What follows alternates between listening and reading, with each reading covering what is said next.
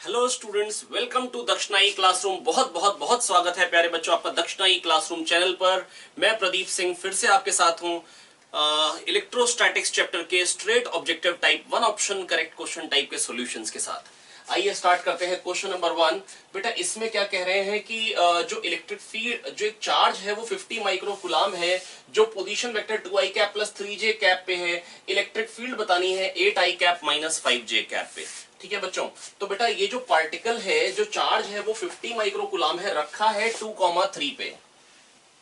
रखा कहां पे प्यारे बच्चों? 2,3 करीब यहां पे। ठीक है, जिसका पोजीशन वेक्टर r0 आपको गिवन है। आपको एक r पोजीशन वेक्टर है जो कि कहीं यहां पे है 8i cap minus 5j cap.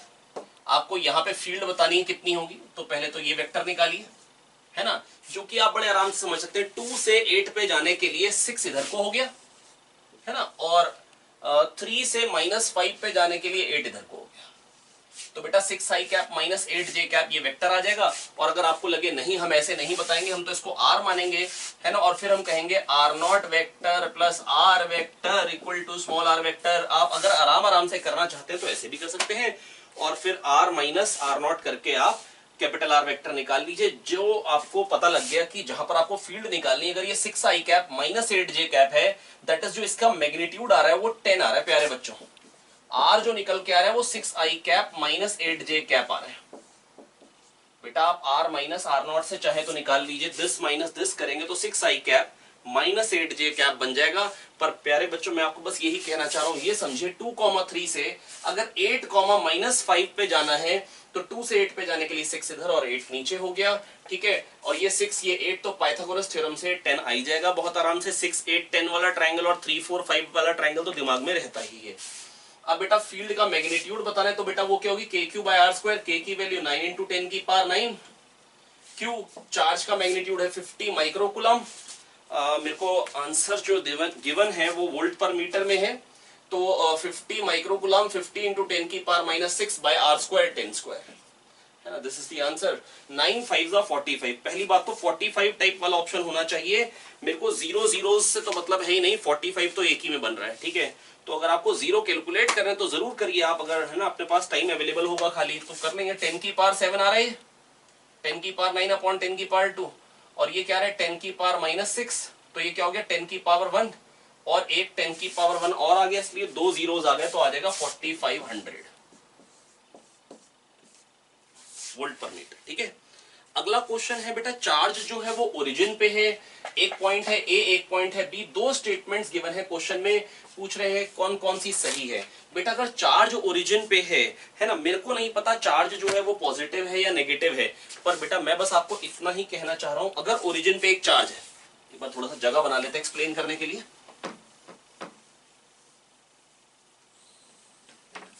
देखिए ये आई रिन सफेदी। ठीक है, तो बच्चों आए देखेंगे यहां पर एक चार्ज है ना, यहां एक चार्ज है जो कि 0 0 0 पे है ना। अब अगर चार्ज प्यारे बच्चों अगर 0 0 0 पे है, 1, 2, 3 पे जो फील्ड आएगी कह रहे बी पे उससे परपेंडिकुलर आएगी। बेटा कोई भी पॉइंट ए ले लो जिसका पोजीशन वेक्टर आर ए है ना, बी का पोजीशन वेक्टर आर बी है ना, तो बेटा 0 कब होगी, ए पे जो फील्ड होगी वो आर ए के अलोंग होगी, बी पे जो फील्ड होगी वो आर बी के अलोंग होगी। तो आर ए वेक्टर क्या दे रखा है क्वेश्चन में, I cap plus 2j cap plus 3k cap. 0 0 0 से 1, 2, 3 को ज्वाइन करने वाला वेक्टर क्या होता है, I cap plus 2j cap plus 3k cap, sorry 3k cap, है ना, और बी को ज्वाइन करने वाला जो होगा वो क्या होगा, I cap plus j cap minus k cap. तो बच्चों ये क्या बन जाएगा, R A dot R B देखेंगे तो क्या आ जाएगा 1 + 2 3 3 - 3 0। बेटा I cap dot I cap, बेटा A1 I cap plus A2 j cap plus A3 k cap dot B1 I cap plus B2 j cap plus B3 k cap क्या होता है A1 B1 plus A2 B2 plus A3 B3। अगर by chance अगर ऐसी चीजों में confusion है तो मेरा मतलब वेक्टर्स का वीडियो मतलब अपलोडेड है, वो आप देख लीजिए, नहीं तो आप वेक्टर्स थोड़ा सा रिवाइज कर लीजिए, है ना। I cap dot I cap 1 होता है तो ये आ जाएगा बेटा R A dot R B क्या निकल के आ जाएगा 1 + 2 3 3 - 3 0, है ना। तो इसका मतलब ये वाली स्टेटमेंट जो है वो बिल्कुल सही है। अब बेटा सेकंड स्टेटमेंट, EB कह रहे हैं 4 टाइम्स ऑफ EC। बेटा देखो ये है 1 1 - 1, मेरे को -1 या 1 में कोई फर्क नहीं लगता है अगर मेरे को मैग्नीट्यूड के बारे में बात करनी। बेटा 1 1 1 का डिस्टेंस हो गया 1√3 ओरिजिन से 2 2 2। बेटा a b c का जो डिस्टेंस होता है ओरिजिन से प्यारे बच्चों वो √a² + b² + c² होता है। तो बेटा ये √3 पे है, ये 2√3 पे है, √2² + 2² + 2², 2√3। तो c का डिस्टेंस डबल है, c का डिस्टेंस डबल है, तो इसलिए वहां पर फील्ड 1/4 होगी b की। इसका ये √3 डिस्टेंस पे है और ये 2√3, इसका मतलब दोनों की दोनों स्टेटमेंट्स करेक्ट हैं। तो कौन सा ऑप्शन यहाँ पे करेक्ट हो जाएगा बेटा? सी, बोथ 1 and 2 आर करेक्ट। इसके बाद क्वेश्चन नंबर 3 है, दो चार्ज पार्टिकल्स पड़े हैं, फील्ड का ग्राफ पूछा है, फील्ड कैसी बनेगी? ये तो बेटा बहुत ही सिंपल है, तो कई बार आप लोगों ने बनाया होगा पहले भी, ये अपने लेक्चर्स में भी रहती हैं ये चीजें। आइए देखते हैं फिर भी अगर बाई चांस कंफ्यूजन रही जाए अगर इस क्वेश्चन में, तो कैसे सोचना है मैं आपको बता रहा हूं। ये चार्ज Q है बेटा, KQ/R², 1/R² का ग्राफ आना है ना, और बेटा 1/R² इस तरीके का आएगा। बेटा बिल्कुल पास में आप समझिए कि फील्ड इनफाइनाइट को टेंड करेगी, क्योंकि फोर्स टेंड्स टू इनफाइनाइट होगा। 1 चार्ज पे फोर्स है इलेक्ट्रिक फील्ड। वैसे मेरे को पता है, मेरे को बोलना चाहिए फोर्स पर यूनिट टेस्ट चार्ज, पर अगर मैं 1 चार्ज पे बोल दूं तो भी कोई खास गलती नहीं है, ठीक है। तो बेटा KQ/R² तो इस तरीके से आता है ग्राफ, है ना। आप बस इतना अगर समझ लें, और दूसरा यहां पर एक और चार्ज रख दिया, तो इसके कारण बेटा कैसा आएगा? इसके कारण भी इसी तरीके का आएगा, है ना। अब बेटा बीच में कहीं पे जहां पे ये बराबर होंगे, क्योंकि बिल्कुल मिड पॉइंट पे बराबर होना चाहिए। अब इन्फिनिटी में अगर कुछ सब्ट्रैक्ट भी करोगे तो भी इनफाइनाइट ही रहेगा, तो बीच में 0 आएगा और फिर ऐसे जाएगा। पर बच्चों मैं बस आपको इतना ही कहना चाह रहा हूं कि अगर इसका ग्राफ आपको बनाना है ना, डायरेक्टली बिना ये सब मतलब दो ग्राफ के एडिशन के बगैर, बीच में 0 आएगा बेटा। माइनस इनफाइनाइट प्लस छोटा सा फाइनाइट, तो माइनस इनफाइनाइट ही रहेगा, है ना। अब ये चीज जो है ये इसमें ऐड करते चले जाइए, यहाँ पर ये ऐड कर दीजिए, ऊपर बना दीजिए ग्राफ। पर मैं आपको कह रहा हूं कि आप ध्यान से बस इतना ही सोच लें, अगर सपोज करिए कि आप एग्जाम में हैं, है ना, तो बेटा यही सोचना सफिशिएंट हो जाएगा कि अगर यहाँ पे एक चार्ज है, यहाँ पे एक चार्ज है, तो इसके पास में जो फील्ड होगी वो पॉजिटिव में होगी और इनफाइनाइट होगी। इसके पास में जो फील्ड होगी वो बेटा अगर यहाँ पे चार्ज रखेंगे तो नेगेटिव इनफाइनाइट में फोर्स आएगा, तो माइनस इनफाइनाइट, और बीच में तो 0 आएगा ही आएगा, बस फिर ज्वाइन। तो इस तरीके से सोचेंगे तो भी काम बन जाएगा। बहुत ही सिंपल है बच्चों, आई होप आपको समझ में आ गया होगा, है ना। लेकिन अगर मान लीजिए कोई कह रहे इस साइड पे भी बनाने, तो भी कुछ नहीं है, तो ये क्या कहेगा? टेंड्स टू इनफाइनाइट, लेकिन अब पॉजिटिव में हो गया, है ना, टेंड्स टू इनफाइनाइट। और इन्फिनिटी पे हो जाएगा तो बेटा टेंड्स टू 0 हो जाएगी, और दोनों चार्ज QQ है, तो बेटा टेंड्स टू 0 फोर्स आ जाएगा बहुत छोटा सा, तो इनको ज्वाइन कर दीजिए, खत्म। इधर रखेंगे तो क्या आ जाएगा, है ना, माइनस इनफाइनाइट आ जाएगा, और इन्फिनिटी पे रखेंगे तो क्या आ जाएगा बेटा? रिपल्शन ही आएगा बेटा। ये दो प्लस चार्ज है तो ये दोनों के दोनों इसको रिपेल करेंगे, तो नेगेटिव ऑफ टेंड्स टू 0 आएगा, बस ज्वाइन कर दीजिए, ये बन गया ग्राफ, है ना। ये और अगर ऐसा आपको कोई भी ग्राफ बनाना हो, आप अगर ये कॉन्सेप्ट यूज करें तो बहुत आराम से प्यारे बच्चों आप बनाते चले जाएंगे। एक टाइप का ग्राफ और रहेगा, वो आगे क्वेश्चंस में ही आ रहा है, तो मैं क्वेश्चंस में ही क्लियर कर दूंगा जब वो क्वेश्चन आएगा, है ना। आई होप समझ में आ गया होगा। कुछ भी ना आए तो रिवाइंड करें, देखें, और अगर आपको लगे स्लो हो रहा है तो स्पीड फास्ट करके देख लें।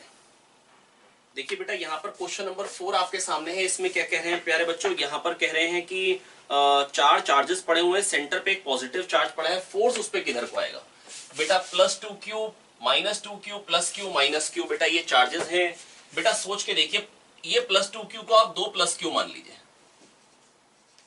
तो याले +Q और याले +Q का जो फोर्स आएगा बेटा वो अपोजिट डायरेक्शन में आएगा, कैंसिल हो जाएगा, खाली +Q के कारण फोर्स आएगा, मान लो वो F आएगा।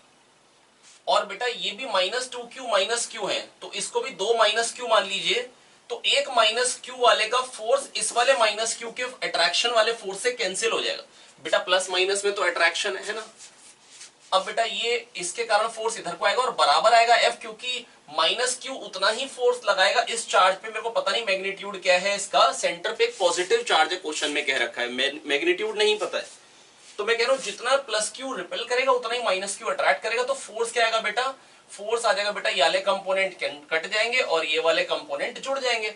या तो आप कह सकते हैं फोर्स अगर बेटा बराबर मैग्नीट्यूड का है तो बेटा जो रिजल्टेंट आएगा वो बीचों बीच से पास करेगा, तो लाइन AB से परपेंडिकुलर फोर्स आएगा। आई होप मैं आपको समझा पाए। इसके बाद बेटा क्वेश्चन नंबर, आइए देखते हैं प्यारे बच्चों क्वेश्चन नंबर 5। ये क्या है, 4q चार्ज है और एक स्मॉल q चार्ज है ना। हमको कह रहे हैं एक तीसरा चार्ज लाके रखो, है ना। कहाँ रखो, ताकि उस पर नेट फोर्स 0 हो और पूरे का पूरा सिस्टम भी इक्विलिब्रियम में हो। तो पहले तो बेटा कौन सी पोजीशन पे रखे ताकि नेट फोर्स 0 आए। मैं बस आपको ये कहना चाह रहा हूं, तीसरा चार्ज लाके इस तरीके से रखो ताकि एक से डिस्टेंस x हो और प्यारे बच्चों दूसरे से डिस्टेंस 2x हो। क्यों? क्योंकि इससे जो फोर्स आना चाहिए वही इससे आना चाहिए, तभी नेट फोर्स 0 हो पाएगा। तो k q by x square और k 4q बाय 2x का स्क्वायर, है ना। आई होप आप समझ पा रहे हैं। क्योंकि मैं 2x क्यों ले रहा हूं, ताकि नीचे से 4 आएगा, कट जाएगा। अगर यहाँ पे 9 होता तो मैं इससे x कहता और इससे 3x कहता, उससे फायदा क्या होगा बेटा, थोड़ा सा टाइम बच जाएगा। 3x को l कह देंगे, x आ जाएगा l बाय 3, है ना।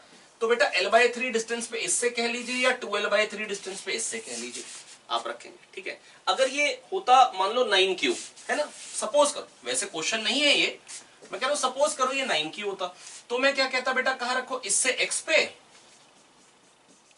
और इससे कहां रखो बेटा, 3x पे।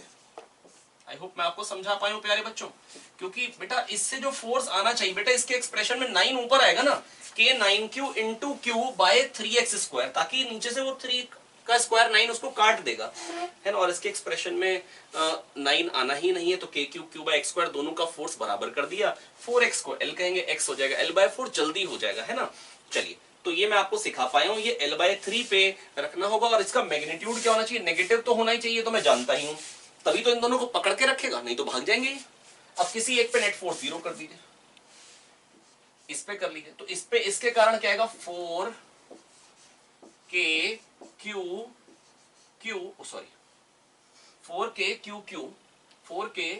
Q square k 4q by l square, ये आया। और ये कहेगा आ जा, और कितनी जोर से कहेगा, ये कहेगा k Q by l by 3, x अभी निकाला था l बाय 3 आपके सामने, है ना।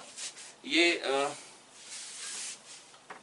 मैंने एक्स्ट्रा बात बताई थी, है ना। k Q by l by 3 का स्क्वायर हो जाएगा l स्क्वायर बाय 9, है ना। इन दोनों का आप कंपेयर कर देंगे प्यारे बच्चों, क्या आ जाएगा, 9k Q by l square is equals to 4k Q square by l square. l square को काटेंगे, स्मॉल q को काटेंगे, कैपिटल Q निकाल लेंगे, 4q बाय 9, तो नेगेटिव 4q बाय 9 होना चाहिए, ये नेगेटिव 4q बाय 9 होना चाहिए और इससे l बाय 3 पे रखा होना चाहिए, है ना। आई होप समझ में आ गया होगा बच्चों। चलते हैं क्वेश्चन नंबर 6 पे। Question number charges are placed, question number 6 की बात कर रहा हूं। Question number 6 charges are placed at the centre at the corner of a regular hexagon as shown. If an electron is placed at its center O, force on it will be. बेटा force क्या आएगा, आइए इसके बारे में चर्चा करनी है। आइए फटाफट से चर्चा करते हैं। बेटा फोर्स क्या आएगा, अगर सेंटर पे रखेंगे फोर्स किधर को आएगा, ये बात करनी है। जैसा उसमें मैंने बोला था फोर्थ क्वेश्चन में, वही चीज मैं कहना चाह रहा हूं। यहाँ पे -2q, ये कहेगा आ जा, और ये भी कहेगा आ जा, इनके फोर्सेस कैंसिल हो जाएंगे, ठीक है। यहाँ पे +2q है, यहाँ पे -q, तो इसको मैं आपको ये समझाना चाह रहा हूं बेटा 2q। अच्छा, यहाँ पे भी एक चार्ज है ई पे जो चार्ज है उसका मैग्नीट्यूड कह रखा है बच्चों q, ठीक है। अब देखो मैं बस आपको ये समझाना चाह रहा हूं, 3 ये q और यहाँ पे 3q, तो 2q के कारण आप मान सकते हैं इफेक्टिव फोर्स। ये -q के कारण वही फोर्स आएगा जो यहाँ पे अगर +q होता है इसके बदले, तो यहीं पे +q ले लीजिए, तो यहाँ पे हो गया 3q, अगर आप इतनी बात समझ पाए हैं तो। अब बेटा ये जो इसके कारण फोर्स आएगा वो इधर को आएगा, और मान लो q के कारण f आना चाहिए, तो 3q के कारण 3f और 2q के कारण क्या आएगा प्यारे बच्चों 2f। अब जिधर को बेटा ज्यादा फोर्स होता है, नेट फोर्स तो उसी के डायरेक्शन में होता है ना। तो बेटा ये किसी भी साइड के अलोंग नहीं आ रहा है, ये किसी भी साइड के अलोंग नहीं आ रहा है, ये 0 नहीं है, ये अलोंग OF के अलोंग नहीं है, O यही पॉइंट है सेंटर, है ना। ये अलोंग OC, ये OC के अलोंग तो बिल्कुल नहीं है भैया, उधर है ना। ये तो बेटा ये नन ऑफ दीज ही हो गया बेटा, ये किसी भी साइड के मतलब OF OA OB किसी, क्योंकि ये अगर ये बराबर होते ना बेटा, ये भी 3f होता, ये भी 3f, तो OF के अलोंग होता। आई होप आपको समझ में आ गया होगा बच्चों। आइए देखते हैं क्वेश्चन नंबर 7 प्यारे बच्चों। इसमें क्या कह रहे हैं, एक -q चार्ज को बेटा रिलीज किया है थोड़ी दूरी से, यहाँ पे 2 +q चार्ज है, y एक्सिस पे इक्वल है ना। और बेटा दोनों का ओरिजिन से डिस्टेंस बराबर है। आप कह सकते हैं एक, जैसे अगर a ऊपर है और एक a ओरिजिन से नीचे है, तो बेटा मैं बस आपसे ये कह रहा हूं, पूछ रहे हैं इसका एक्सेलरेशन कैसे वेरी करेगा डिस्टेंस के साथ, है ना, डिस्टेंस x के साथ कैसे वेरी करेगा। बेटा इसके कारण इधर को आएगा फोर्स, इसके कारण इधर को आएगा फोर्स, है ना। अब बेटा मैं एक बात बिल्कुल पक्का कह सकता हूं, जब वो पॉजिटिव में होगा तो एक्सेलरेशन तो नेगेटिव में ही आएगा, नेट फोर्स तो इधर को ही आएगा। तो पॉजिटिव में होगा तो एक्सेलरेशन नेगेटिव आएगा, ऐसा किस में है, इसमें नहीं है। पॉजिटिव में तो एक्सेलरेशन नेगेटिव आएगा, ऐसा इसमें भी नहीं है। अब दूसरी बात बेटा, जब वो यहां पहुंचेगा सेंटर पे तो नेट फोर्स क्या हो जाएगा, जीरो। एक्सेलरेशन क्या होना चाहिए, जीरो। दोनों में है, झंड हो गई, कोई फायदा नहीं हुआ, है ना। अब जब वो इन्फिनिटी पे होगा तो दोनों के कारण फोर्स बेटा नेग्लिजिबल होगा, फोर्स टेंस टू जीरो होना चाहिए। इसमें नहीं है जीरो टेंस टू, और इसमें टेंस टू जीरो है, इसलिए यही सही होगा। अगर मेरे को पूरा ग्राफ नहीं भी बनाना है तो फिजिक्स में बेटा आपको ग्राफ बनाने की इन जनरल जरूरत नहीं पड़ती, वो मैथ्स में होता है कि आपको ग्राफ्स बनाने पड़ते हैं। हालांकि मैं आपको बता सकता हूं, बहुत ही सिंपल ग्राफ है जो कि आप पढ़ भी चुके हैं, है ना, कई बार पढ़ चुके हैं आप लोग वो ग्राफ, है ना। आइए देखें, ये प्लस क्यू है, ये भी प्लस क्यू है ना। अगर मान लो हम x पे हैं, यहां से डिस्टेंस x पे हैं, तो बेटा ये जो फोर्स आएगा यहाँ पे, अगर हमने एक नेगेटिव चार्ज रखा है तो इस पे जो फोर्स आएगा, मार्कर, जो इस पे फोर्स आएगा बेटा वो क्या आएगा, ध्यान से देखिए, K Q Q by R square, और आर स्क्वायर प्यारे बच्चों क्या हो जाएगा, A square plus X square. Same इसका भी हाल यही होगा, है ना। और बेटा क्या होगा, एफ कॉस थीटा जुड़ जाएंगे, मान लो ये एफ है तो बेटा एफ कॉस थीटा जुड़ जाएंगे, और एफ साइन थीटा उड़ जाएंगे। आई होप आपको समझ में आ रहा होगा बच्चों, ठीक है। तो बच्चों मैं बस आपको ये कह सकता हूं कि ये एफ कॉस थीटा तो 2f cos थीटा जाएगा टोटल फोर्स अपॉन मास हो जाएगा एक्सेलरेशन। तो एक्सेलरेशन क्या हो जाएगा, 2k by A square plus X square cos theta. अब cos थीटा की वैल्यू क्या हो जाएगी, x upon under root A square plus X square. अरे वाह, ये तो जाना पहचाना मिल गया, वेरी गुड। x अपॉन, बेटा ऐसा ही मिला था रिंग के केस में, के क्यू एक्स अपॉन ए स्क्वायर प्लस एक्स स्क्वायर की पावर 3/2। और अगर आप याद करें बेटा ये ग्राफ बना था उसमें, है ना, मनीष सर ने बनाया था, a/√2 पे मैक्सिमम वैल्यू होती, कहां पे मैक्सिमम वैल्यू होती है प्यारे बच्चों, a/√2 पे, है ना। या एनकेसी सर का आपने लेक्चर देखा होगा तो बेटा उसमें आप लोग ये चीज देख चुके हैं, है ना। आई होप आपको समझ में आ रहा होगा, है ना। तो बेटा देखिए मेरी बात समझेंगे ध्यान से। अगर मान लो कि अगर अपने को याद नहीं है, अपने को इसका ग्राफ बनाना है, तो x इक्वल टू 0 पे 0 तो दिखाई दे ही रहा है, और x टेंस टू 0 पे बेटा एक्स स्क्वायर नेग्लिजिबल हो जाएगा, तो फोर्स प्रोपोर्शनल टू x हो जाएगा, तो ऐसा आएगा, है ना। और x टेंस टू इन्फिनिटी पे बेटा नीचे x क्यूब है ऊपर x, अगर लिमिट्स पढ़ चुके हैं तो आप समझ सकते हैं x टेंस टू इन्फिनिटी पे वैल्यू 0 आएगी, तो टेंस टू 0 हो जाएगा। तो बेटा बस अब इनको आपको ज्वाइन करना है, और मतलब आप ज्वाइन कर लेंगे आई होप, है ना। और अगर आपको लगे नहीं ऐसे नहीं चलेगा तो आप इस तरीके से भी बना सकते हैं, पूरा मैथ्स में घुस जाइए, है ना। मैथ्स में कैसे घुसेंगे बेटा, 2k बाय m, इसको लिख सकते हैं x की पावर 2/3 की पावर 3/2, है ना। तो जब बेटा ये नीचे जाएगा तो क्या बन जाएगा, ए स्क्वायर अपॉन एक्स की पावर 2/3, इसको नीचे ले आए, है ना, आप समझ रहे ना मेरी बात। तो और प्लस ये x की पावर 2 अपॉन एक्स की पावर 2/3 का x की पावर 4/3 की पावर 3/2, है ना। वैसे ये बेटा प्योर मैथ्स हो गई, है ना, ये फिजिक्स कहीं नहीं रह गई इसमें।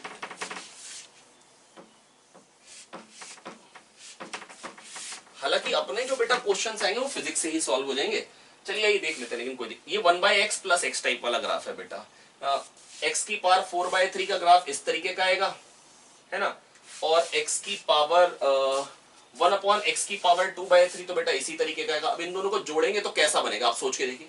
दिस प्लस दिस करेंगे तो ये ऊपर चढ़ा दीजिए, दिस प्लस दिस करेंगे तो ये ऊपर चढ़ा दीजिए, दिस प्लस दिस करेंगे तो ये ऊपर चढ़ा दीजिए, दिस प्लस दिस करेंगे ऊपर चढ़ा दीजिए। तो इस तरीके का ही ग्राफ आएगा यू शेप का, है ना। पर मेरे को ये थोड़ी ना बनाना है, मेरे को इसका भी रेसिप्रोकल बनाना है। तो अगर ये बन रहा है अगर, तो इसका रेसिप्रोकल क्या बनेगा बेटा, 1 अपॉन इनफाइनाइट तो हो जाएगा 0, है ना।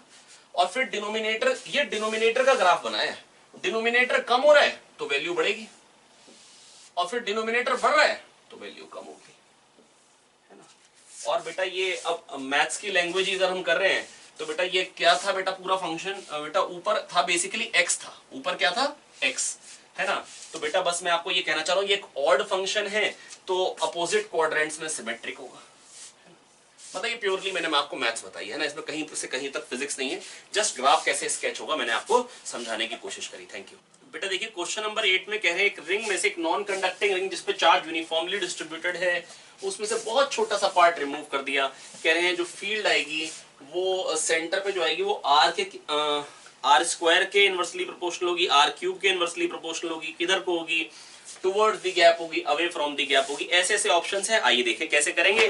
बेटा बहुत ही सिंपल है, अगर यहां पे होता, बेटा मैं कह रहा हूं इसका ना काउंटर पार्ट यहां पे एग्जिस्ट कर रहा है, आप देखिए ध्यान पे, तो ये आपस में सब कैंसिल होते जा रहे हैं, बस इसका जो अपोजिट वाला पोर्शन होगा ना बेटा वो एग्जिस्ट कर रहा है, तो उसके कारण जो फील्ड आएगी वही नेट फील्ड होगी, क्योंकि बाकी सबका काउंटर पार्ट एग्जिस्ट कर रहा है। तो जो इसके सामने वाला डी है उसी के कारण जो फील्ड आएगी वही नेट फील्ड होगी सेंटर पे।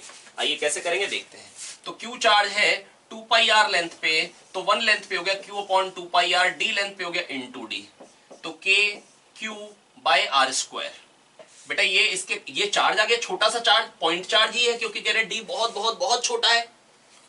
तो बेटा ये के क्यू बाय आर स्क्वायर हो जाएगा, ये फील्ड हो जाएगी, दैट इज जो फील्ड आ गई वो आर क्यूब के इनवर्सली प्रोपोर्शनल आ गई है और टुवर्ड्स दी गैप आ गई, और टुवर्ड्स दी गैप आ गई। आई होप समझ में आ गया होगा बच्चों आपको। बेटा यहाँ पर लैम्डा चार्ज यूनिफॉर्मली डिस्ट्रीब्यूटेड है प्यारे बच्चों, पूछा है फील्ड किधर को आएगी। बेटा शायद आपको याद होगा कि अगर अपने पास कोई भी रॉड हो जो यूनिफॉर्मली चार्ज डिस्ट्रीब्यूटेड रॉड हो, तो उसके बदले आप क्या बना सकते हैं, एक आर्क बना सकते हैं। क्या बना सकते हैं, आर्क, जिसपे लैम्डा यूनिफॉर्मली चार्ज डिस्ट्रीब्यूटेड हो।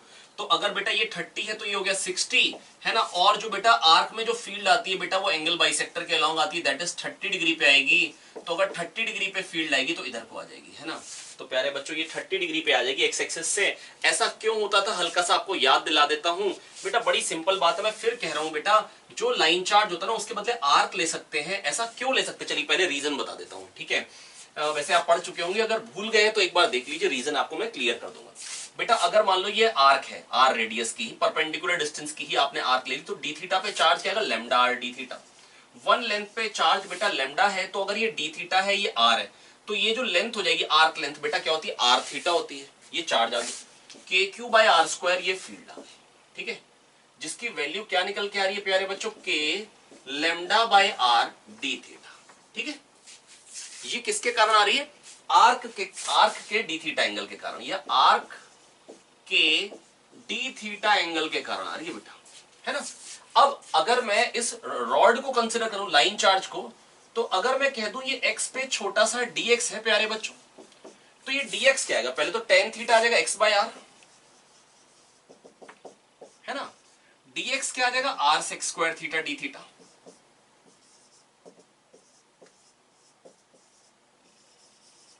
है ना। मैं बहुत ज्यादा डिटेल में नहीं जाऊंगा, पूरी थ्योरी नहीं पढ़ाऊंगा कि मतलब इसको भी आप फील कर सकते हैं, लेकिन इतना डिटेल में अभी नहीं जाऊंगा, है ना। तो dx हो जाएगा r sec square theta D theta. अब इस dx पे जो चार्ज आ जाएगा वो क्या आ जाएगा, लैम्डा dx, है ना। तो फील्ड क्या हो जाएगी, के लैम्डा dx, के क्यू। अब ये मैं रॉड के कारण फील्ड निकाल रहा हूं, ये रॉड के dx के कारण फील्ड निकाल रहा हूं, वही डी थीटा एंगल के कारण। तो के लैम्डा dx बाय, अगर ये r है तो प्यारे बच्चों ये r सेक थीटा हो जाएगा, R square sec square theta, है ना। तो ये छोटी सी इलेक्ट्रिक फील्ड निकाल रहा हूं डी थीटा एंगल के कारण, dx की वैल्यू सब्स्टिट्यूट करो, और जैसे ही सब्स्टिट्यूट करने लगेंगे तो आपको क्या दिखाई दे रहा है प्यारे बच्चों, देखिए ध्यान से,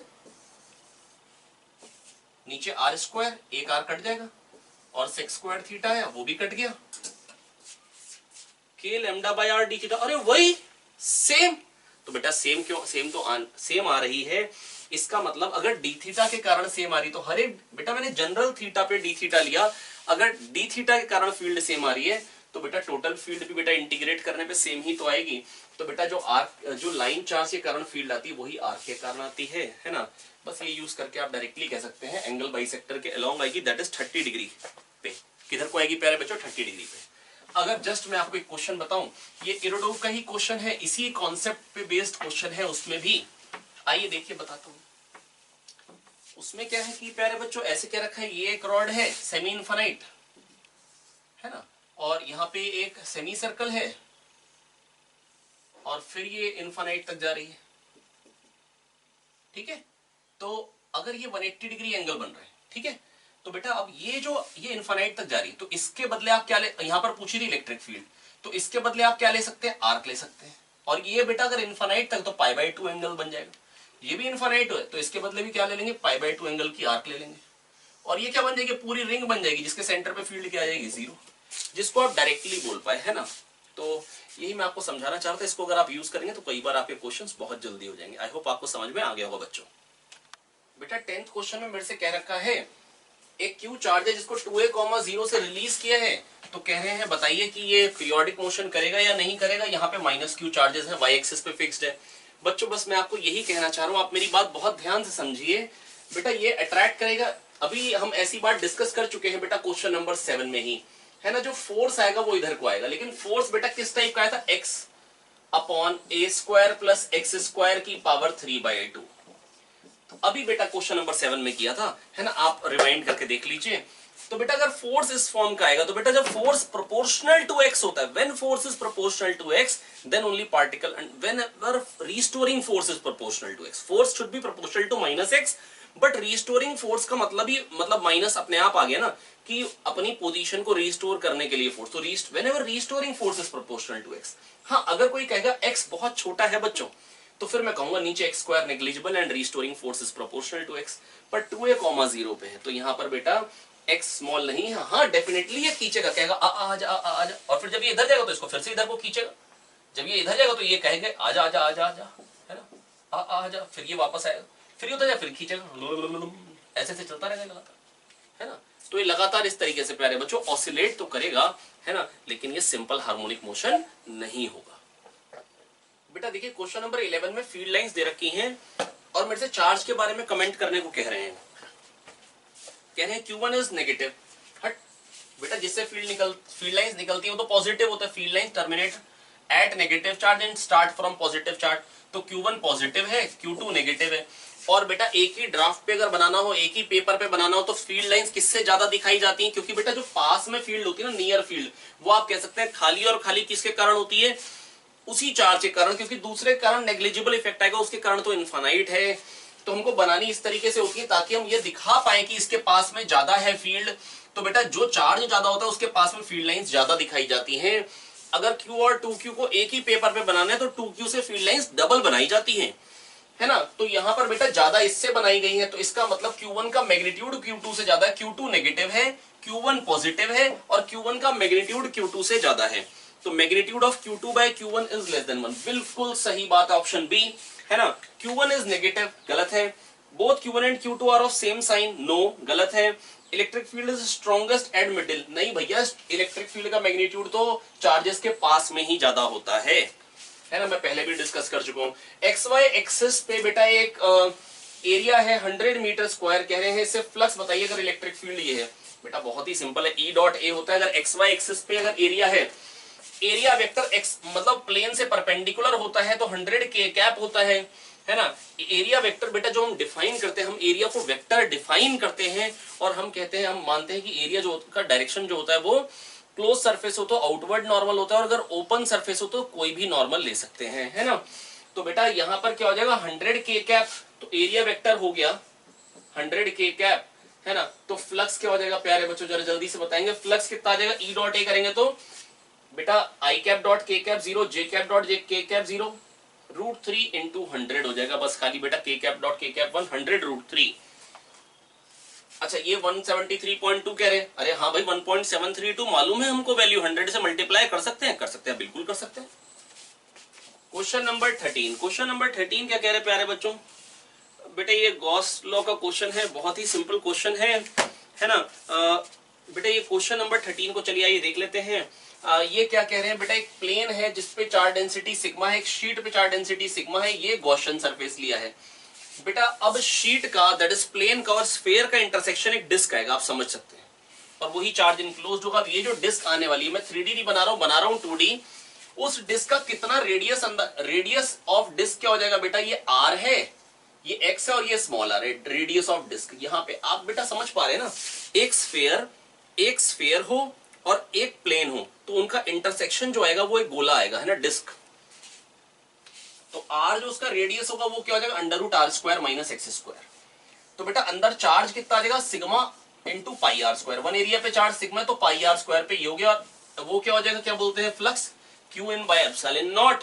अब आर स्क्वायर क्या होगा, R square minus X square, तो pi sigma R square minus X square by epsilon naught. I hope बच्चों आपको समझ में आ गया होगा।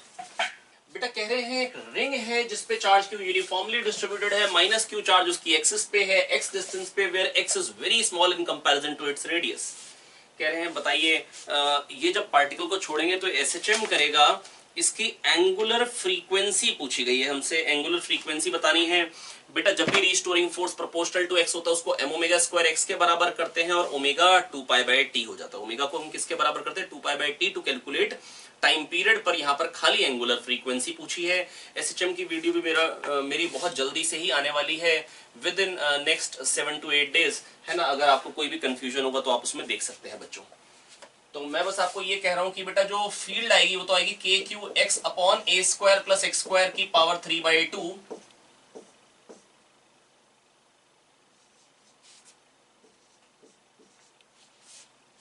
और ध्यान से देखिएगा बेटा, ये फील्ड हो गई, फील्ड इनटू चार्ज। अब अगर एक्स बहुत छोटा है तो ये क्या बन जाएगा, K Q Q X by A Q. I hope आपको समझ में। एक्स बहुत छोटा तो एक्स स्क्वायर नेग्लिजिबल हो जाता है बेटा, छोटा इंटू छोटा, वेरी वेरी छोटा, 0.001। मान लो कि अगर ऐसा ही होता तो 0.0001, ये क्या बन जाएगा बेटा, 0.000001, है ना। दैट इज छोटा इंटू छोटा, वेरी वेरी छोटा, मक्खी हटाओ उसको, है ना। तो बेटा ये आ गया फोर्स प्रोपोर्शनल टू एक्स, इसको लिख देंगे M omega square X, X को काटेंगे, ओमेगा को निकालेंगे। ठाए से बहुत ही सिंपल क्वेश्चन था, आप कर पाएंगे आगे, है ना। तो क्वेश्चन नंबर 15 कह रहे वोल्ट, कौन चारों ऑप्शन में से कौन सा वोल्ट रिप्रेजेंट कर रहा है बेटा, वोल्ट पोटेंशियल का यूनिट है। पोटेंशियल होता है बेटा work done per unit discharge in bringing it from infinity to a point in electric field. तो work done per unit charge की बात है, तो ये work done per unit charge होता है। वर्क डन को क्या लिख सकता हूं, जूल, और चार्ज हो गया कूलम। चार्ज क्या हो गया, कूलम, है ना। या मैं कह सकता हूं वर्क डन को न्यूटन मीटर पर कूलम भी बोल सकता हूं, तो जैसे भी कर रहा हूं, न्यूटन मीटर पर कूलम या जूल पर कूलम। तो कौन सा ऑप्शन बेटा मैच कर रहा है, ऑप्शन बी मैच कर रहा है, जूल पर कूलम। क्वेश्चन नंबर 16, रिंग है, रिंग की एक्सिस पे एक चार्ज है। कह रहे हैं ये स्टेबल इक्विलिब्रियम में है। जब इसको हम धकेलते हैं दैट इज ये वापस आता है, ऊपर करेंगे तो भी वापस आ रहा है। तो बेटा ऐसा कैसे हो सकता है बेटा, रिंग की जो फील्ड आती है वो इस तरीके की आती है। मैं पूरा ग्राफ बनवा चुका हूं आपको थोड़ी देर पहले, एक्स अपॉन ए स्क्वायर प्लस एक्स स्क्वायर की पावर 3/2 का, जिसकी मैक्सिमम वैल्यू आती है r/√2। a बाय √2 कह लो, अगर आप रेडियस को r कहोगे तो r/√2, और अगर रेडियस को a कहोगे तो a बाय √2 पे मैक्सिमम वैल्यू आती है।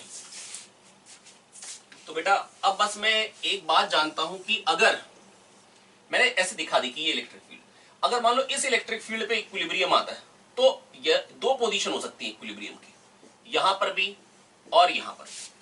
अब दोनों में से कौन सी स्टेबल इक्विलिब्रियम होगी, कौन सी अनस्टेबल, आइए चेक करते हैं। बेटा इसको अगर मैं नीचे करूंगा, थोड़ा सा नीचे धकेलूंगा तो इलेक्ट्रिक फील्ड बढ़ जाएगी, ऊपर को फोर्स बढ़ जाएगा, लेकिन नीचे को जो mg है वो वही का वही रहेगा, तो ये वापस जाना चाहेगा। पर इस केस में क्या होगा, इस केस में QE और mg अभी तो बराबर है, पर नीचे करूंगा तो इलेक्ट्रिक फील्ड कम हो जाएगी। नीचे को फोर्स mg वही रहेगा, पर ऊपर वाला जो है संभालने वाला जो QE था वो कम हो गया, तो ये गिरता ही चला जाएगा। तो स्टेबल इक्विलिब्रियम तब होगी जब a/√2 से आगे होगा, तभी स्टेबल इक्विलिब्रियम हो सकती है। तो दो पोजीशन के लिए बेटा दो पोजीशन के लिए इक्विलिब्रियम आएगा। स्टेबल इक्विलिब्रियम की कंडीशन होगी जब r/√2 से ऊपर इक्विलिब्रियम में होगा, और r/√2 से जब नीचे होगा तो वो क्या होगी, अनस्टेबल इक्विलिब्रियम। आई होप समझ में आ गया होगा बच्चों आपको। ठीक, देखिए प्यारे बच्चों, कह रहे हैं अगर इलेक्ट्रिक फील्ड में एक नेगेटिव चार्ज को छोड़ते हैं वो किधर को जाएगा।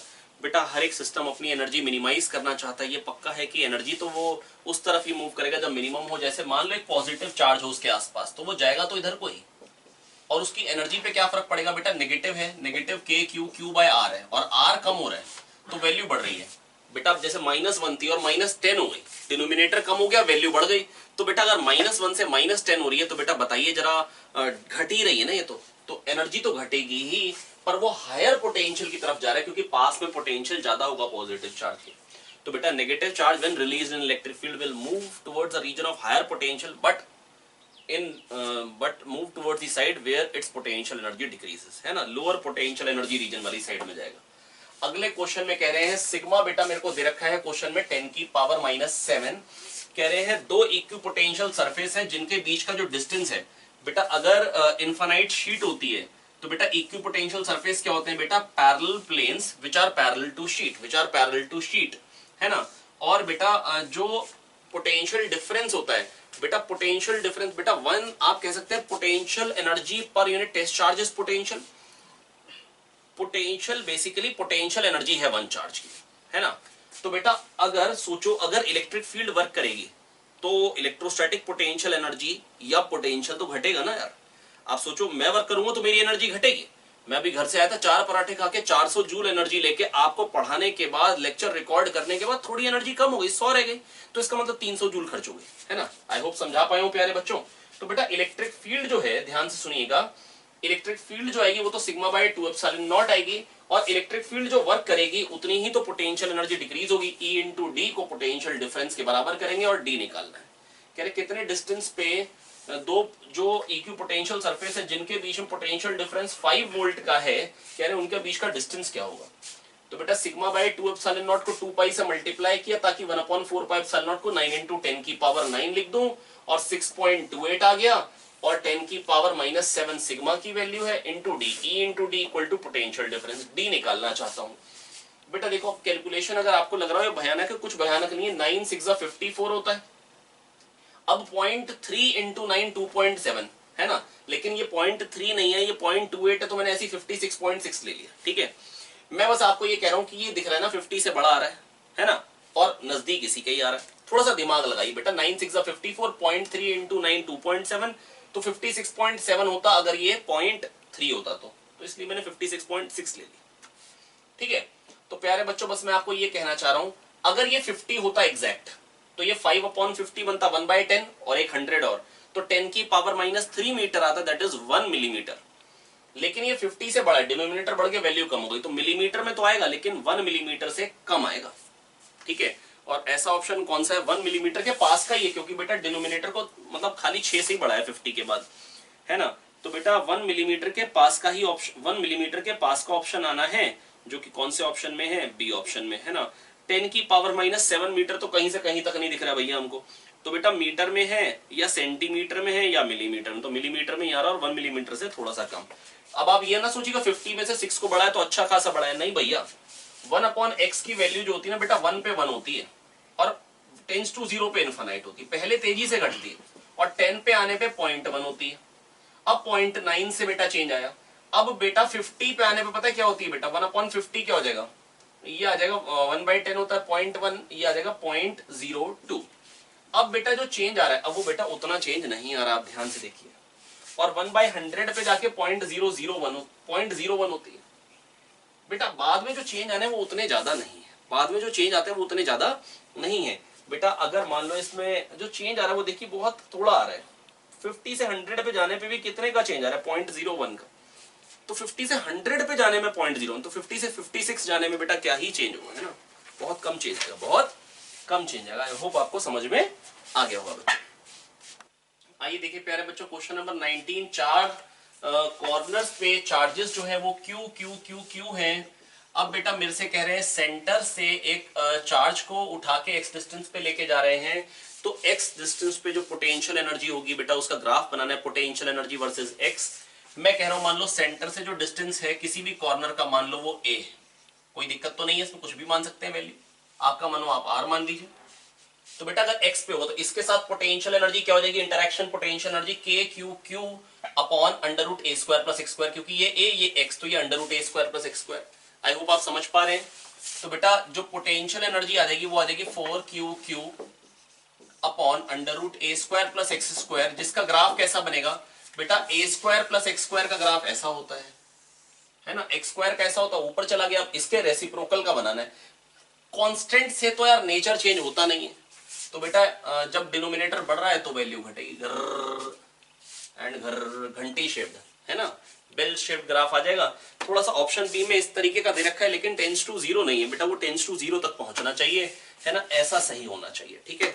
इसके बाद बेटा क्वेश्चन नंबर 20 कह रहे हैं एक के सेंटर से दूसरे के सेंटर पे ले जाने में हमको कितना वर्क करना पड़ेगा, जितनी उसकी पोटेंशियल एनर्जी बढ़ेगी। लेके किसको जाना है, वन चार्ज को लेके जाना है। If Q1 and Q2 are charge, minimum work done in moving a charge small Q. अच्छा, स्मॉल क्यू को लेके जाना है बेटा एक के से किसके सेंटर से किसके सेंटर पे, ये नहीं कर रखा है, एक के सेंटर से दूसरे के सेंटर पे, मान लेते हैं इससे इसके सेंटर पे लेके जाना है, तो जो उसकी पोटेंशियल एनर्जी बढ़ जाएगी, है ना। तो पहले तो इसके सेंटर पे पोटेंशियल एनर्जी, पोटेंशियल क्या होगा वो लिख लेते हैं, खुद के कारण होगा KQ1/R, है ना, क्योंकि बेटा हर एक पॉइंट का डिस्टेंस जो है R ही है, और इससे हर एक पॉइंट का डिस्टेंस क्या हो जाएगा R, और ये R√2, तो KQ2/R√2, है ना। ये इसके सेंटर पे पोटेंशियल एनर्जी आ गई, किसके, पहली रिंग के, और दूसरी रिंग के सेंटर पे पोटेंशियल आ गया, पोटेंशियल इसके सेंटर पे क्या हो जाएगा KQ2/R खुद के कारण, और इसके कारण बेटा कितना हो जाएगा KQ1/R√2, क्योंकि हर एक पॉइंट से डिस्टेंस आ जाएगा R√2, तो KQ1/R√2। वैसे भी बेटा अगर आपको याद हो, एक्सिस पे जो पोटेंशियल होता है वो KQ/√A² + x² होता है, तो √R² + R² R√2। अब मान लो यहां से यहां लेके जाना, तो पोटेंशियल में कितने बेटा, पोटेंशियल इनटू चार्ज, ये हो गई पोटेंशियल एनर्जी उस चार्ज की। अब बेटा जो पोटेंशियल एनर्जी में इंक्रीज आ रहा है, दिस माइनस दिस कर लेंगे, आपको आंसर मिल जाएगा। बहुत ही सिंपल है बेटा, शायद आप समझ पा रहे होंगे, और दिक्कत हो रही है तो चलिए आइए सबट्रैक्ट करते हैं फिर, है ना, हम बैठे हैं आपके साथ। तो KQ कॉमन आ गया, बाय R ये भी कॉमन आ गया, है ना, तो ये आ गया Q1 - Q1/√2, Q1 1 - 1/√2, और इसके बाद Q2/√2 - Q2, तो -Q2 कॉमन ले लेते ताकि 1 - 1/√2 सेम बन जाए। अब कुछ नहीं भैया, इसमें 1 - 1/√2 भी बाहर निकालिए, Q1 - Q2, Q1 - Q2 into Q into 1 - 1/√2, कौन सा ऑप्शन हो गया, ये हो गया ऑप्शन बी, है ना। अब बेटा अगर सोचो मैंने इसके सेंटर से इसके सेंटर पे निकाला तो उसी का नेगेटिव मिलता, पर ऐसा ऑप्शन तो एक ही होता है ना, √2 - 1/√2 टाइप का ऑप्शन चाहिए था, तो √2 - 1/√2 जो आ रहा है वो केवल और केवल ऑप्शन बी में ही आ रहा है ना। आई होप आपको समझ में आ गया होगा। तो क्वेश्चन नंबर 21 देखिए, बहुत ही सिंपल क्वेश्चन है, कह रहे हैं दो पॉजिटिव चार्जेस हैं, आइडेंटिकल है, आइडेंटिकल का मतलब दोनों के मासेस क्या है प्यारे बच्चों, बराबर हैं, दोनों के मासेस क्या है प्यारे बच्चों, बराबर हैं। तो अगर दोनों के मासेस बराबर हैं, उसको अगर मैं कह रहे हैं हमने एक को इनफाइनाइट डिस्टेंस से उसकी तरफ फेंका है, दूसरे की तरफ काफी दूर है वो, तो अब बताना है हमको कि क्या कंजर्व रहेगा। बेटा सोच के देखिए, ये एक चार्ज है ना, और दूसरा चार्ज बेटा ये है, इसको अगर इसकी तरफ फेंकेंगे, आप ध्यान से सोचिए मेरी बात, अगर एक चार्ज को दूसरे की तरफ फेंकेंगे तो बेटा क्या होगा, अगर ये फिक्स नहीं हुआ तो बेटा ये इस पे फोर्स लगाएगा, ये इस पे, तो टोटल फोर्स 0 है, मोमेंटम कंजर्व होगा। मोमेंटम बेटा तभी तो कंजर्व होता है जब एक्सटर्नल फोर्स 0 होता है, एक्सटर्नल तो है ही नहीं अभी, अगर ये फ्री टू मूव है ना। एनर्जी तो बेटा कंजर्व रहेगी रहेगी, क्योंकि बेटा खाली कंजर्वेटिव फोर्स लगते हैं।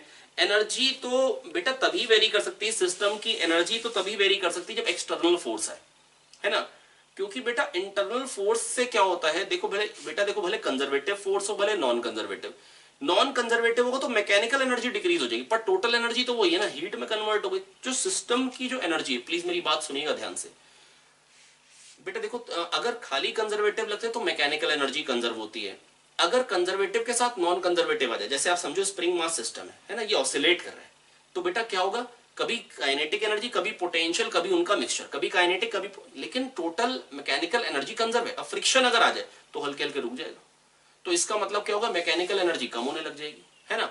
लेकिन अगर सोचो कोई एक्सटर्नल एजेंट है जो हाथ से पकड़ के उसको हिलाता रहे, ब्लॉक को, स्प्रिंग मास सिस्टम वाले ब्लॉक को हिलाता रहे, तो बेटा क्या होगा, थर्मल एनर्जी बढ़ती चली जाएगी, बढ़ती चली जाएगी। टोटल एनर्जी सिस्टम की कब चेंज होगी, जब एक्सटर्नल एजेंट वर्क करेगा, है ना। और जब खाली कंजर्वेटिव नॉन कंजर्वेटिव है तो मैकेनिकल एनर्जी कम होगी और थर्मल एनर्जी बढ़ेगी, है ना, लेकिन टोटल एनर्जी कांस्टेंट है ना, total energy will remain same of the system. और अगर खाली कंजर्वेटिव है, नॉन कंजर्वेटिव भी नहीं है, तो बेटा मैकेनिकल एनर्जी कंजर्व होती है। तो बेटा यहाँ पर तो कोई नॉन कंजर्वेटिव है ही नहीं, तो टोटल एनर्जी कह लीजिए या मैकेनिकल एनर्जी कह लीजिए, वो तो कंजर्व रहनी है।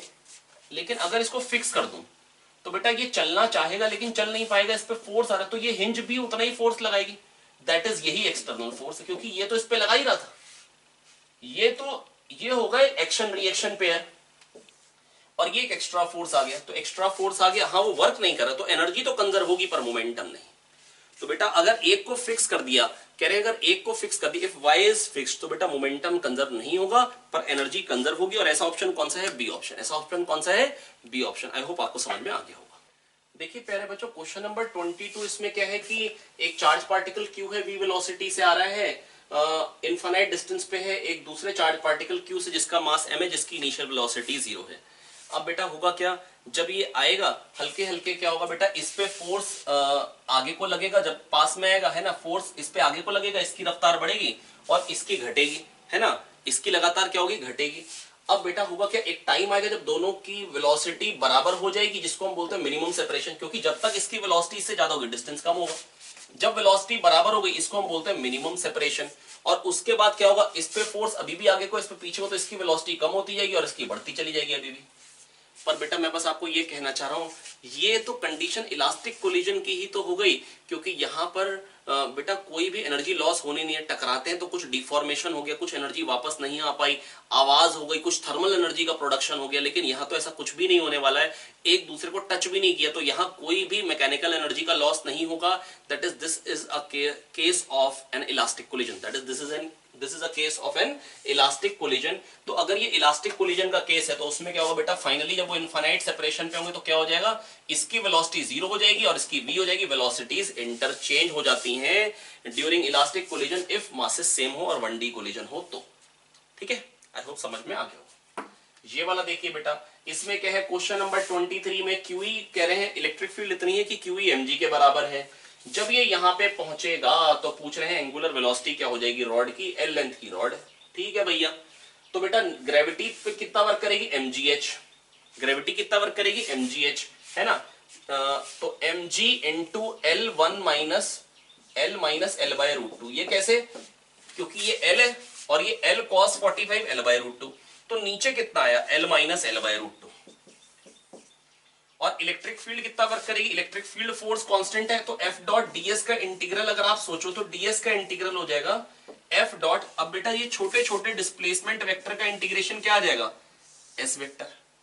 तो F इधर को है, डॉट S इधर को है, तो बेटा क्या आ जाएगा, force into displacement in the direction of force, that is L sin 45।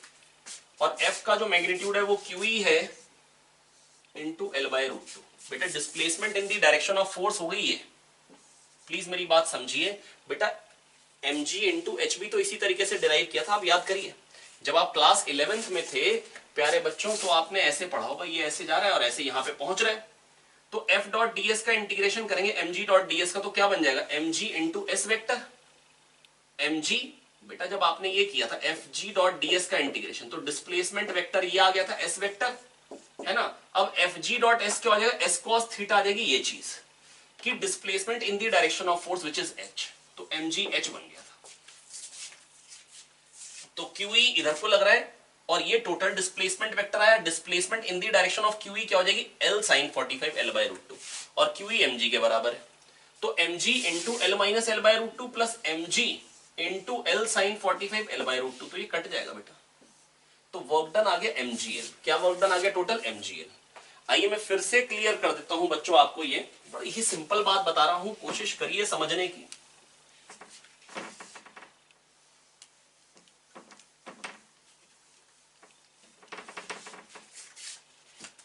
जब ये यहां से यहां पे आएगा तो ग्रेविटी ने कितना वर्क करना है, L minus L by root 2, क्योंकि L बाय रूट 2 है ये चीज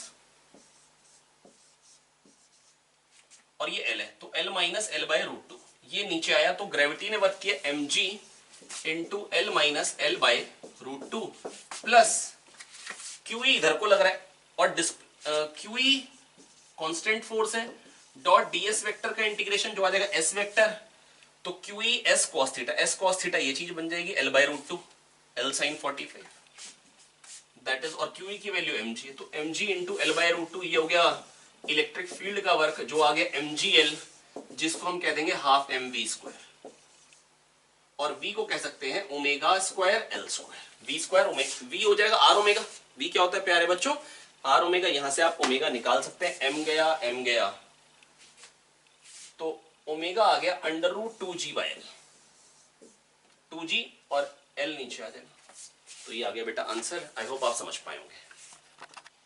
आइए देखिए प्यारे बच्चों, क्वेश्चन नंबर 24 इनफाइनाइट डिस्टेंस पे है, दो चार्जेस जिनका मास m है, आइडेंटिकल चार्जेस हैं। कह रहे हैं मिनिमम सेपरेशन कितना आएगा। इनिशियली ये रेस्ट पे है और वो v से इसकी तरफ आ रहा है। Minimum distance between the charges. प्यारे बच्चों, मैं बस आपको ये कहना चाह रहा हूँ, ऐसे क्वेश्चन आपने क्लास 11th में सेंटर ऑफ मास चैप्टर में किए थे। फिर भी मैं आपको याद दिलाता हूँ, पिछले क्वेश्चन में ही मैं इसी तरीके की बात बोल रहा था कि जैसे जैसे पास आएगा तो ये कहेगा चल हट, रोकेगा इसको, इसकी वेलोसिटी हल्के हल्के कम होगी और इसकी हल्के हल्के बढ़ने लग जाएगी। पर जब तक इसकी वेलोसिटी पीछे वाले की वेलोसिटी आगे से ज्यादा होगी, डिस्टेंस विल डिक्रीज। डिस्टेंस कब तक डिक्रीज करेगा? जब तक पीछे वाले की वेलोसिटी ज्यादा होगी, तब तक डिस्टेंस घटता चला जाएगा। अब जब दोनों की वेलोसिटी बराबर हो जाएगी, है ना, जो कि मैं जानता हूं कि कितनी कितनी हो जाएगी, v/2 क्योंकि दोनों के मास बराबर हैं। mv बराबर 2mv डैश कह लीजिए आप, मोमेंटम कंजर्वेशन लगा लीजिए। तो v डैश प्यारे बच्चों क्या आ जाएगा, v/2। ठीक है, तो ये दोनों की वेलोसिटी, क्योंकि मोमेंटम क्यों कंजर्व रहेगा, क्योंकि टोटल फोर्स 0 है। अब बेटा loss in kinetic energy half mv² minus half 2m into v/2 का स्क्वायर, ये लॉस इन काइनेटिक एनर्जी आ गया, बराबर गेन इन पोटेंशियल एनर्जी कर दीजिए kq²/d। यही d मिनिमम डिस्टेंस हो गया, क्योंकि मिनिमम डिस्टेंस तो तभी होगा जब दोनों की वेलोसिटी बराबर होगी, क्योंकि जब तक इसकी वेलोसिटी इससे ज्यादा होगी डिस्टेंस घटेगा। आई होप समझ में आ गया होगा। और इसके लिए अगर आपको सेंटर ऑफ मास फ्रेम वाला एक्सप्रेशन याद है कि टोटल काइनेटिक एनर्जी होती है, total kinetic energy with respect to centre of mass half m1 m2 upon m1 plus m2 into v relative square v1 minus v2 square plus half total mass into vc square. अगर ये expression याद है तो आप इसको भी use कर सकते थे कि जो total kinetic energy with respect to centre of mass है वो ये होती है half mu V relative square, और kinetic energy of centre of mass होती है half total mass into VC square. तो बेटा फिर आपको क्या करना पड़ेगा, फिर आप डायरेक्टली ये कह सकते हैं कि जब दोनों की वेलोसिटी बराबर होगी तो वी रिलेटिव वाला पार्ट 0 हो गया। टोटल फोर्स सिस्टम पे 0 है, ये इस पे आगे को लगाएगा, ये इस पे पीछे को। एक्सेलरेशन ऑफ सेंटर ऑफ मास 0 है, velocity of centre of mass constant है, ये पार्ट तो कांस्टेंट रहना ही है, इसमें कोई चेंज आना ही नहीं है। ये पार्ट जो है ये 0 हो गया, यही लॉस आया है। और बेटा म्यू की वैल्यू क्या हो जाएगी, mm upon m plus m हो जाएगा m/2। आप डायरेक्टली कह सकते थे हाफ m/2, और v रिलेटिव पहले कितना था, v माइनस 0।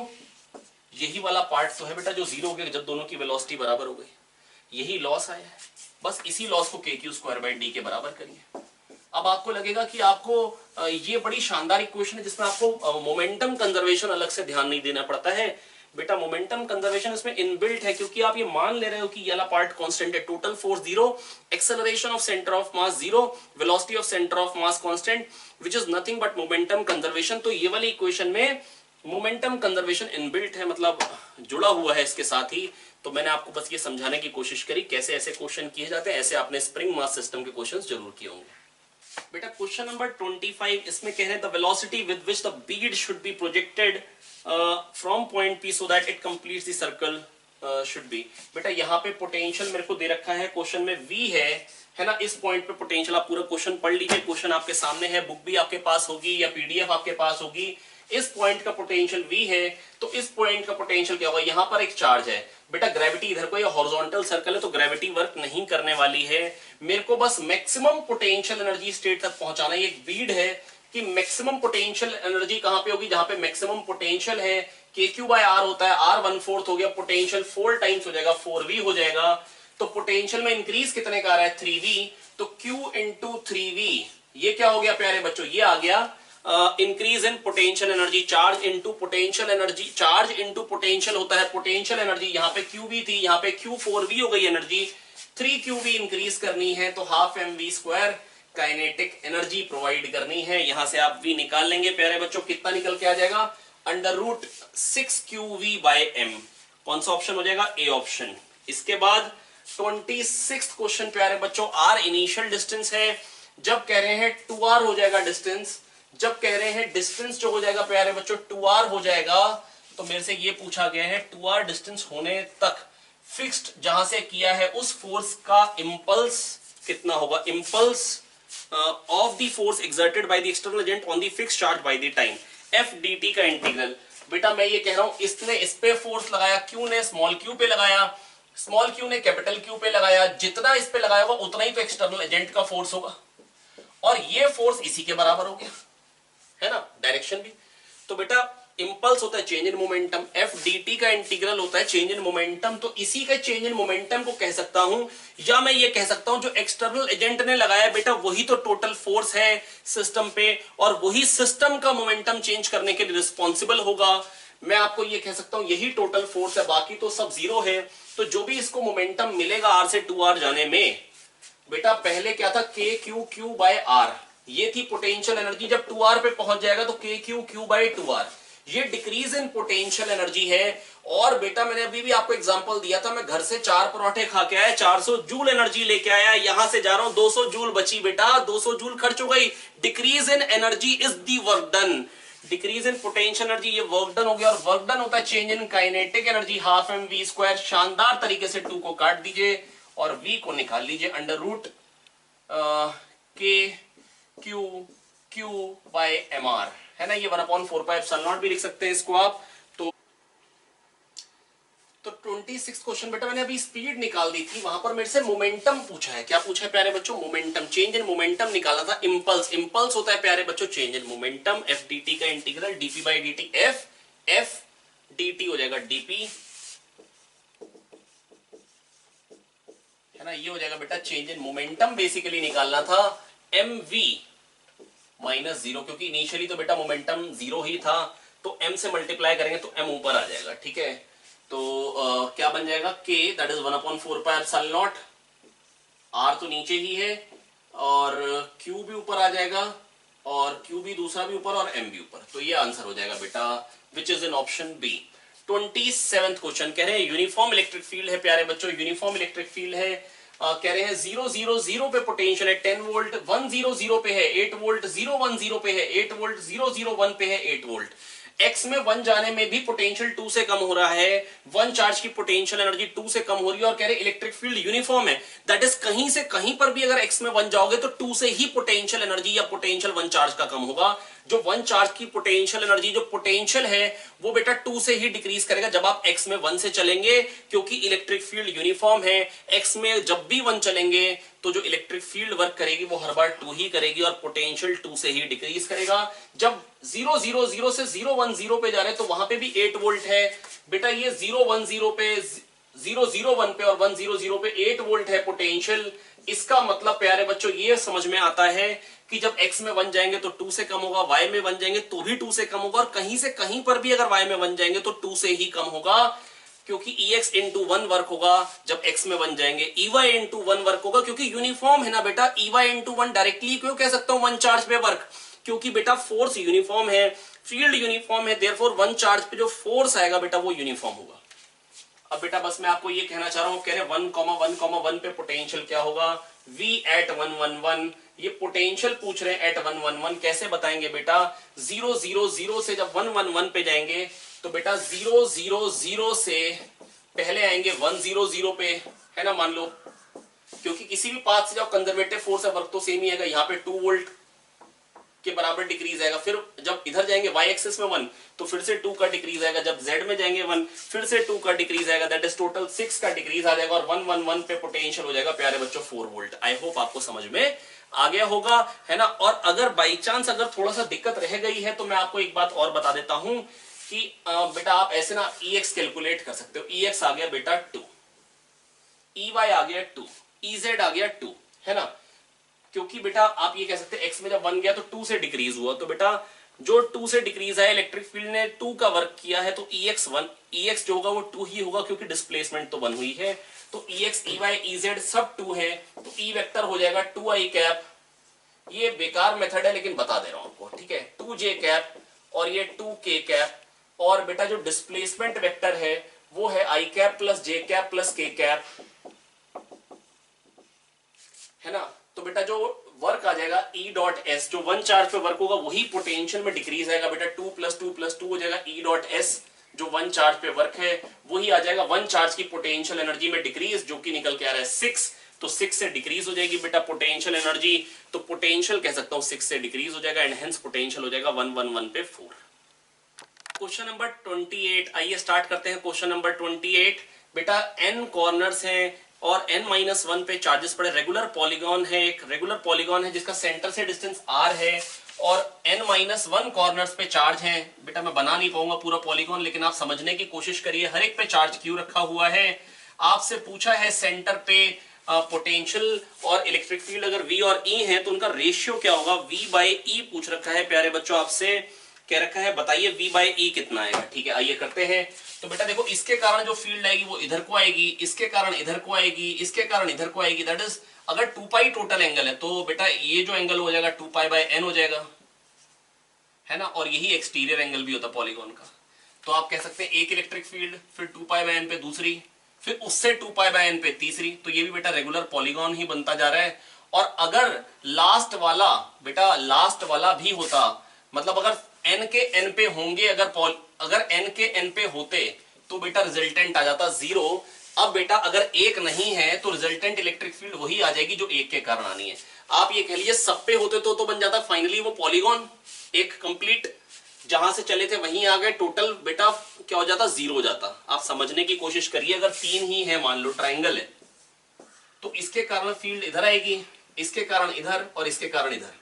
तो बेटा E इधर, फिर उसके बाद इससे 120 डिग्री पे 120 डिग्री पे जाएंगे तो इससे तो बेटा 60 डिग्री रह गया, फिर इससे 120 डिग्री पे तीसरी इलेक्ट्रिक फील्ड इधर, और नेट क्या हो जाएगा बेटा 0 हो जाएगा।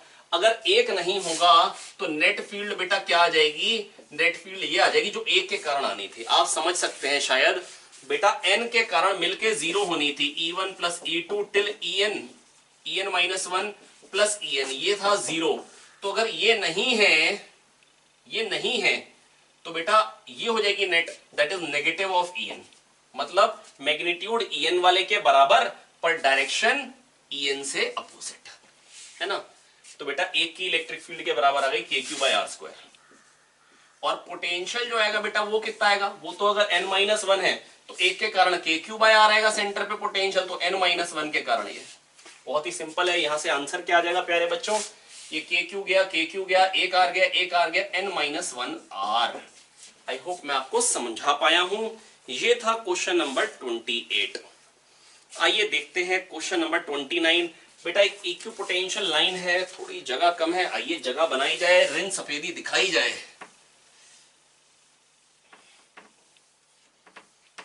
चलिए इतना बहुत है। क्वेश्चन नंबर 29 प्यारे बच्चों, y = 2x एक इक्वी पोटेंशियल लाइन है, y = 2x एक इक्वी पोटेंशियल लाइन है, ठीक है।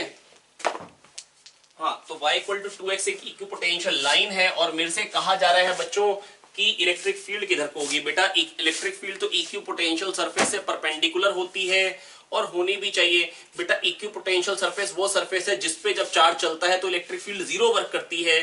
तो इलेक्ट्रिक फील्ड है पर 0 वर्क कर रही है, इसका मतलब अगर ये इक्वी पोटेंशियल सरफेस है तो बेटा फील्ड परपेंडिकुलर होगी, तभी तो 0 वर्क होगा प्यारे बच्चों, है ना। तो बेटा या तो फील्ड इधर को हो सकती थी +i और -j, या फील्ड इधर को हो सकती थी -i +j। अब ऐसा ऑप्शन आपको देखना पड़ेगा +i और -j या -i और +j वाला ऑप्शन, ऐसा ऑप्शन एक ही है, ऑप्शन डी। तो बेटा मेरे को कैलकुलेट करने की जरूरत भी नहीं थी, मैं बस आपको इतना कहना चाह रहा हूं प्यारे बच्चों, मेरी बात सुनेंगे ध्यान से। ये y = 2x है, ये इक्वी पोटेंशियल लाइन है, तो या तो फील्ड इधर को हो सकती थी या तो इधर को, या तो -i +j या +i -j, दो ही ऑप्शंस पॉसिबल थे। और सही ऑप्शन कौन सा हो जाएगा प्यारे बच्चों, यहाँ पे ऑप्शन डी। और अगर निकालना पड़ ही जाए, मान लो दो ऑप्शन होते तो फिर बेटा आपको ये देखना होता कौन सा परपेंडिकुलर है।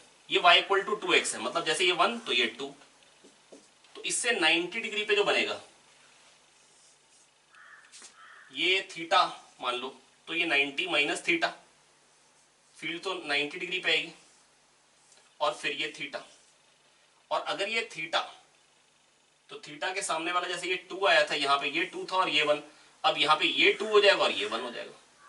तो बेटा किस फॉर्म में आएगी, 2i -j, 2i -j कुछ कांस्टेंट से मल्टीप्लाई करके, क्योंकि मैग्नीट्यूड तो पता नहीं, या इसका नेगेटिव -2i +j, मतलब x में जो होगी बेटा वो डबल होगी y से, तो x में डबल y से किस में है बेटा, डी ऑप्शन में है। मैं फिर बता रहा हूं बेटा, ये y = 2x जो लाइन है इससे परपेंडिकुलर लाइन पे जाना है। आप ऐसा कह लीजिए बेटा y इक्वल टू 2x है, इसकी स्लोप 2 है, तो परपेंडिकुलर की लाइन की स्लोप क्या होगी -12 m1 m2 -1, तो y equal to -12x। y जो होगा x का नेगेटिव होगा और हाफ होगा।